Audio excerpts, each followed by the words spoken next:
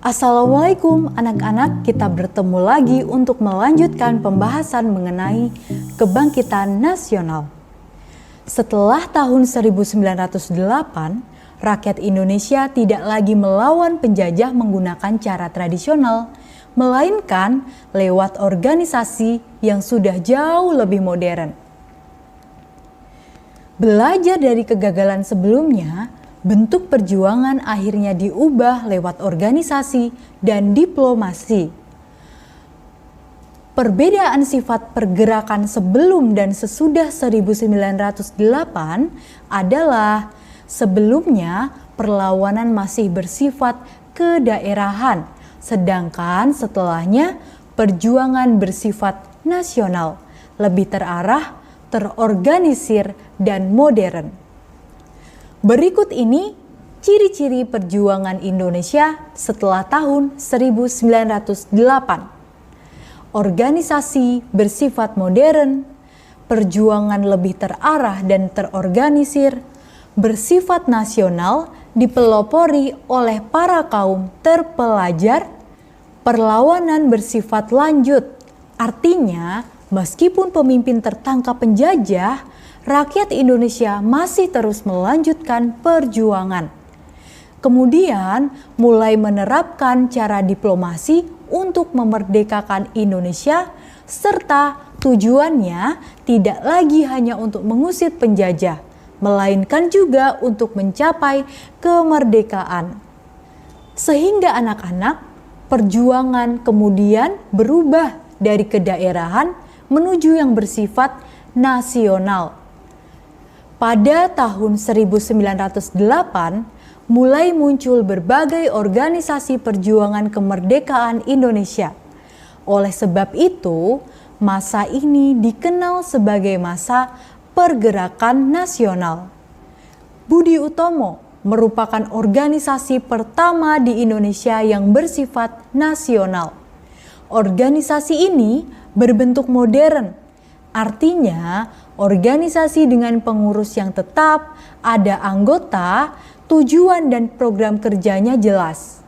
Program yang dilakukan oleh Budi Utomo adalah mengusahakan perbaikan pendidikan dan pengajaran. Budi Utomo didirikan oleh Dr. Sutomo pada tanggal 20 Mei 1908. Pidato Dr. Sutomo di awal pendirian Budi Utomo yaitu, "Saya yakin nasib tanah air di kemudian hari akan ada di tangan kita." Pidato ini membekas kepada seluruh anggota Budi Utomo untuk memperjuangkan kehormatan bangsa Indonesia.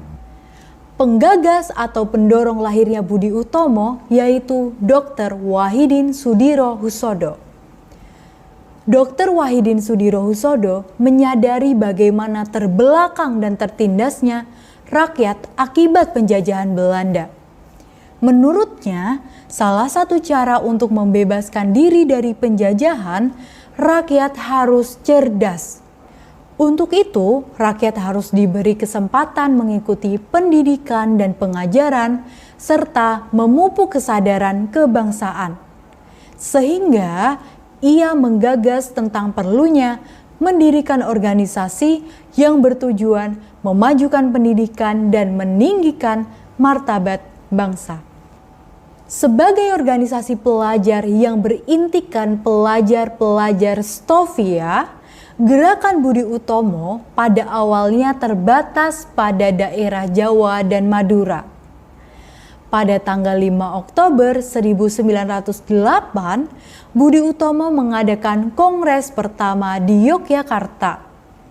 Kongres tersebut berhasil menetapkan tujuan organisasi, yaitu kemajuan yang harmonis antara bangsa dan negara, terutama dalam memajukan pengajaran, pertanian, peternakan, dagang, teknik, industri, dan kebudayaan. Setelah Budi Utomo mendapat dukungan yang lebih luas dari kalangan terdidik, pelajar memberikan kesempatan kepada golongan tua untuk memegang peranan yang lebih besar dengan terpilihnya Ketua Budi Utomo, yaitu Tirto Kusumo. Pergerakan Budi Utomo memperlihatkan keinginan bangsa Indonesia untuk bangkit menjadi bangsa terhormat dan dapat berdiri sejajar dengan bangsa lain. Besarnya pengaruh pergerakan Budi Utomo dalam perjuangan kemerdekaan Indonesia, maka Presiden Soekarno menetapkan tanggal kelahiran Budi Utomo sebagai Hari Kebangkitan Nasional. Anak-anak, kebangkitan nasional pada awalnya dilakukan oleh para pelajar loh. Oleh karenanya, kalian harus meneruskan nilai-nilai kebangkitan nasional tersebut. Di antaranya, kita dapat bangkit dan mengubah diri menjadi pribadi dan pelajar yang lebih baik. Saat ini, kita dapat menyaksikan di sekeliling kita mulai lemah semangat pemuda dalam melaksanakan Pancasila dan UUD 1945. Seperti maraknya tingkat kekerasan di kalangan pemuda, adanya kecenderungan sikap tidak jujur, berkembangnya rasa tidak hormat kepada orang tua dan guru, dan penggunaan bahasa Indonesia yang kian memburuk. Apakah perilaku tersebut mencerminkan nilai-nilai kebangkitan nasional atau tidak? Anak-anak, karenanya kita perlu mengangkat kembali nilai-nilai semangat juang, khususnya nilai-nilai yang terkandung dalam Undang-Undang Dasar Negara Republik Indonesia tahun 1945.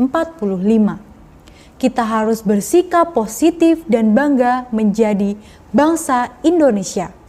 Keunggulan yang dimiliki bangsa Indonesia membuat kita bangga menjadi bagian dari bangsa Indonesia. Kebanggaan terhadap bangsa dan negara Indonesia lebih jauh dibuktikan dengan karya-karya nyata, baik dalam bentuk mengejar pendidikan dan berpartisipasi dalam pembangunan di masa yang akan datang. Nah, anak-anak, kita sudah belajar tentang organisasi Budi Utomo. Dan anak-anak sudah tahu ya, kenapa ada peringatan Hari Kebangkitan Nasional. Terima kasih sudah menyimak materi pembelajaran pada hari ini. Wassalamualaikum warahmatullahi wabarakatuh.